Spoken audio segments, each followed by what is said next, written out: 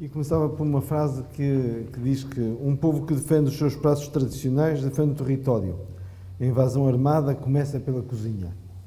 Esta frase, que é do século XIX e que é do Fialho de Almeida,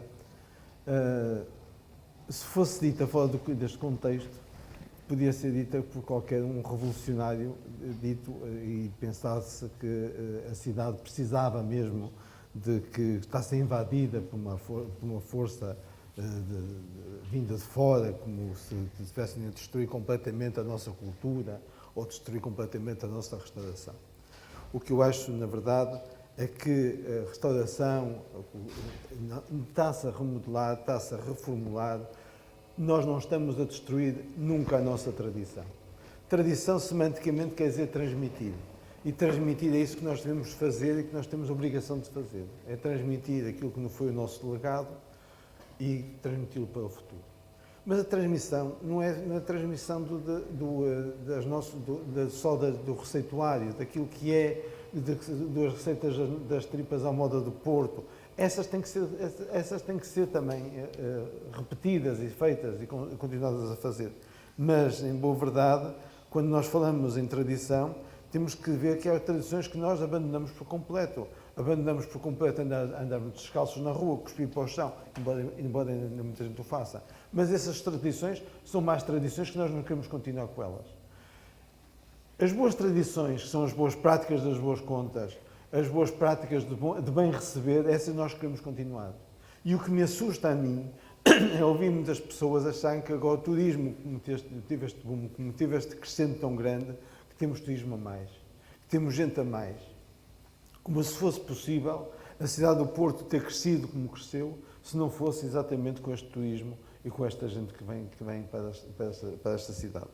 Como é que será possível sustentar o Porto sem este incremento do turismo? O que é que nós podemos perder com isto? Muito pouco. Porque aquilo que nós tínhamos há uns anos atrás no centro urbano do Porto era nada. Eu lembro que em 2001, quando se formou a Conferência das Tripas à Moda do Porto, nós vínhamos para a Baixa do Porto, eu organizava jantares a última quarta-feira de cada mês na Praça dos Poveiros e as pessoas tinham medo de sair do restaurante para ir para o parque de estacionamento. A Baixa do Porto estava entregue aos marginais. As pessoas tinham medo e nós fizemos esses jantares, promovia esses jantares, para chamar a atenção exatamente dos políticos da altura, das pessoas responsáveis da cidade, para aquilo que é a desertificação da cidade do Porto e para aquilo que é o drama das pessoas que tinham negócios na cidade do Porto, que à noite não os conseguiam sequer rentabilizar. Hoje, temos exatamente o oposto. Temos negócios que são rentáveis, temos pessoas que conseguem rentabilizar os seus negócios e temos negócios que são prósperos. Depois dizem, bem, mas agora eu não consigo vir à Baixa do Porto à sexta e ao sábado porque está cheio de turistas. Ótimo. Eu venho à segunda, venho à terça, venho à quarta, venho à quinta. Hoje venho cá jantar. E venho nos outros dias todos da semana. Porque é assim que quem viaja também vê nas outras cidades. E é assim exatamente que nós estamos habituados. Quem viaja, eu viajo desde muito, muito pequeno, graças a Deus, meus pais habituaram-me a viajar desde muito pequeno, e foi assim que eu fui habituado a ver nas outras cidades. E acho estranhíssimo que algumas pessoas, que são exatamente essas pessoas que também viajam imenso também, e que são alguns nómadas de hostéis e de alojamentos, de alojamento urbano e local, que são exatamente essas pessoas que depois falam exatamente desse alojamento local. Eu nunca fiquei em alojamento local, para ser franco, normalmente fico em hotéis porque sou uma pessoa ligada à hotelaria. Mas essas pessoas que atacam hoje tanto o alojamento local, que atacam tanto esse desenvolvimento daquilo que foi a esperança de muitas pessoas para o desenvolvimento da zona urbana, que estava completamente abandonada, e não vai há muito tempo que se passava na Baixa e que se via que na Avenida dos Aliados moravam 2 pessoas. Na rua Santa Catarina, a partir da Capela das Almas até a rua de 31 de Santo António, porque eu, como o meu pai me dizia, moravam meia dúzia de pessoas. Isto ficou 31 de Santo António porque a rua foi mudando várias vezes o nome. E isto tem a ver exatamente com a mudança daquilo que nós hoje assistimos na cidade. Depois tem a ver com. Há uma frase que eu gosto muito, que é do meu tio bisavô, que é do Abade Bassal, em que ele dizia que, prefaziando também no prólogo do seu primeiro volume da sua extensa obra, ele prefaziando Herculano dizia: no meio de uma nação perdida, mas rica de tradições, o mistério de recordar o passado é uma espécie de magistratura moral, é uma espécie de sacerdócio. Não exercitar é um crime.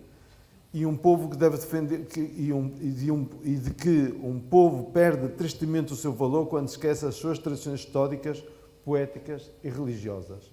Isto, de facto, é uma verdade absoluta. Ou seja, nós nunca devemos esquecer as nossas tradições culturais, as nossas tradições poéticas, as nossas tradições religiosas. Mas elas têm que ser reinventadas. E eles têm que ser reinventados exatamente como são reinventados, por exemplo, hoje, nas igrejas que são o nosso património cultural também da cidade. Quer seja católico, quer não seja católico.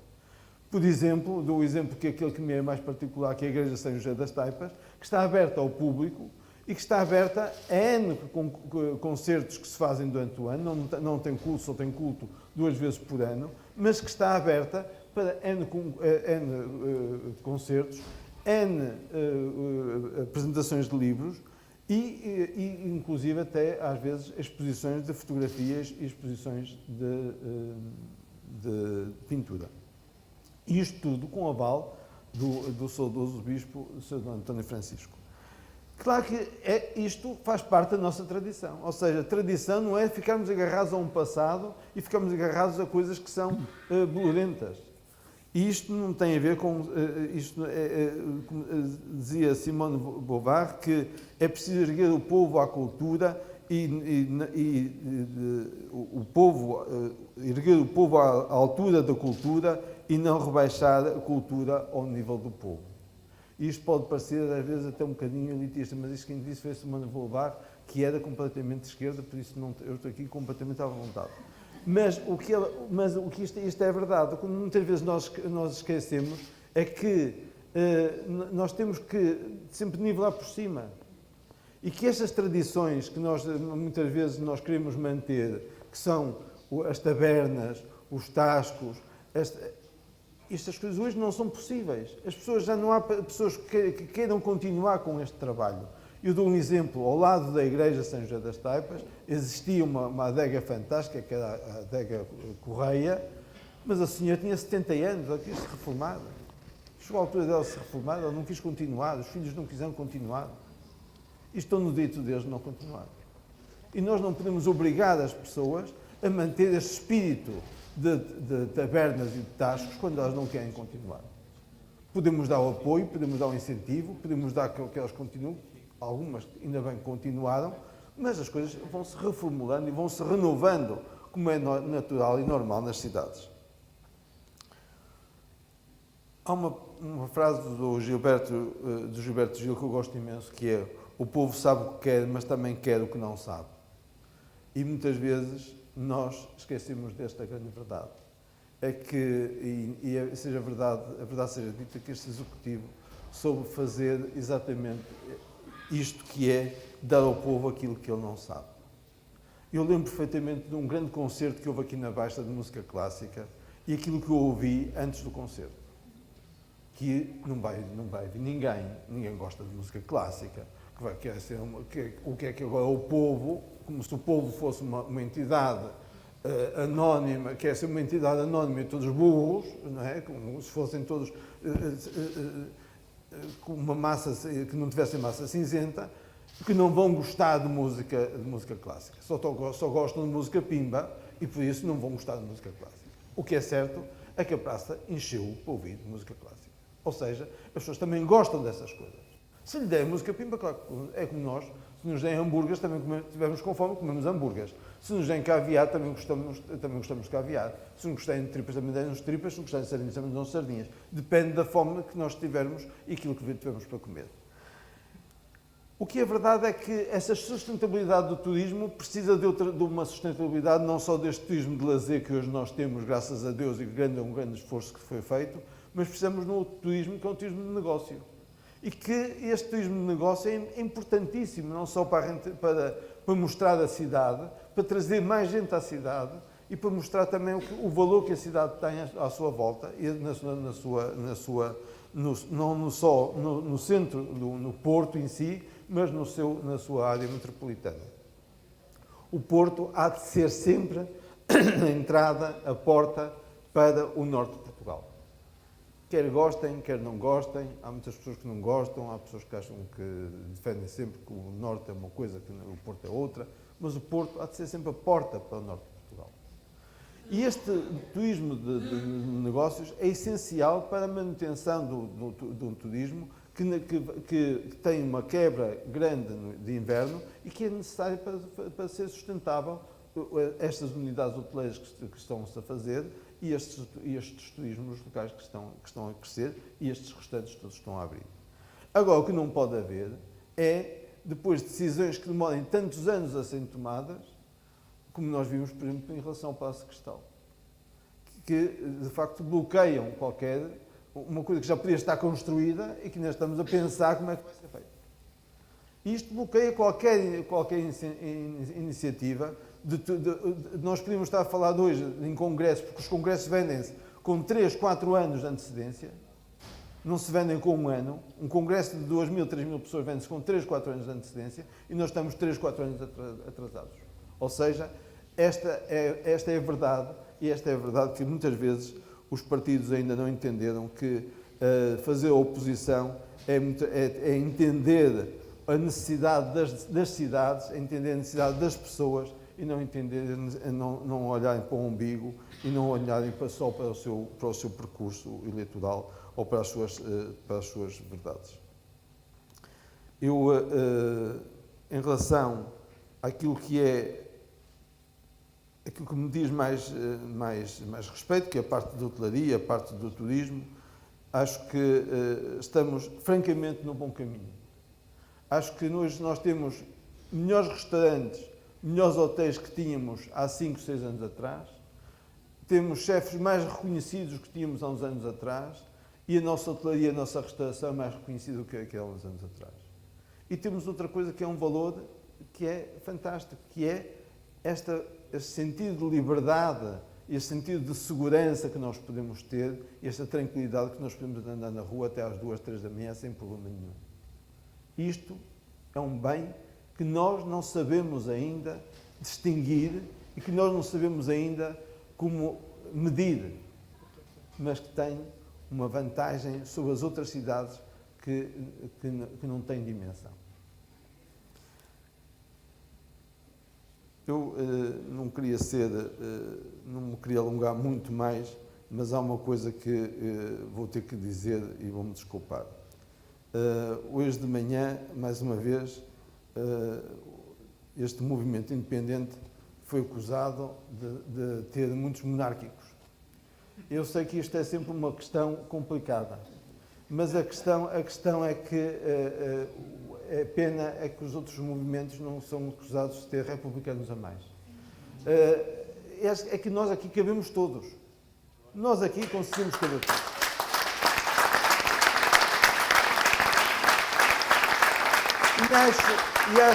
E acho uma falta de respeito. Acho uma falta de respeito. Essa insinuação de que um movimento tem monárquicos como se fosse uma coisa má. É um insulto às monarquias europeias, que são democracias exemplares. É um insulto aos noruegueses, é um insulto aos dinamarqueses, é um insulto aos belgas, é um insulto aos luxemburgueses, é um insulto aos espanhóis. É chamar-lhes imbecis, quando, na verdade, todos eles são democratas e todos eles têm grandes democracias. E eles sabem exatamente o valor que eles têm. E eu não gostaria que me chamassem, que dissessem que vivo por viver numa república, que sou menos do que sou por viver numa monarquia. E como não admitir uma coisa dessas, também não gosto nada, quando dizem o contrário. E por isso, neste movimento cabem monárquicos e cabem republicanos. Enquanto nos outros movimentos, se calhar, só os republicanos é que cabem. E disso tenho muita pena.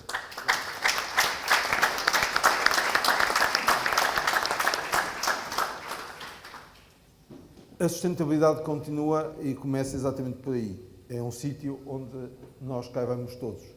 Onde seja possível vivermos a cidade e fazermos pela cidade e estarmos pela cidade. Eu, por mim, estou, como o Dr. Rui Moreira sabe desde há muito tempo, ao serviço da cidade. Eu tenho uma máxima de vida dos meus 16 anos, que é quem não vive para servir não serve para viver. E isso todos os dias, quando me levanto da cama, é a primeira coisa que eu me lembro. E esse é o meu slogan de vida. E é para isso que eu aqui estou. É para servir a cidade. E nunca para me servir dela. E exatamente tenho a certeza absoluta que todas as pessoas que estão neste movimento, que estão nesta candidatura, estão exatamente para servir a cidade e para ter certeza que ela vai ser sustentável nos próximos anos pelo serviço que nós vamos prestar a ela. Muito obrigado.